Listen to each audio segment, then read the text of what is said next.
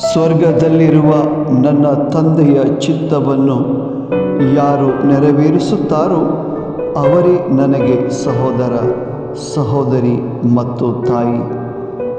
ಮತ್ತಾಯನ ಶುಭ ಸಂದೇಶ 12ನೇ ಅಧ್ಯಾಯ 49ನೇ ವಚನ. ಪ್ರಭು ಯೇಸುವೆ, ಸ್ವರ್ಗದಲ್ಲಿರುವ ತಂದೆಯ ಚಿತ್ತವನ್ನು, ಆಜ್ಞೆಯನ್ನು ಪಾಲಿಸಿ ನಿಮ್ಮ ಸತ್ಸಂಬಂಧದಲ್ಲಿ ಬಾಳಲು ನಮಗೆ ಕೃಪೆಯನ್ನು ದಯಪಾಲಿಸಿರಿ ಎಂದು ಬೇಡುತ್ತೇವೆ. ಆಮೆನ್.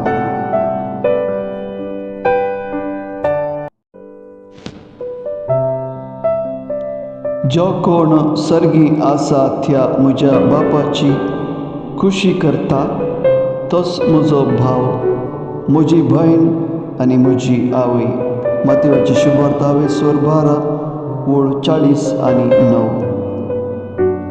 मोगळा जेजू, तुज्या उतरा प्रमाणे बापाची खुशी जाणा जावन त्या प्रमाणे जियोंक आनी तुज्या हाजीरपणांत आमी सदांच आसूंक आमकां जाय जाल्ली कृपा लाभय म्हूण मागता. आमीन.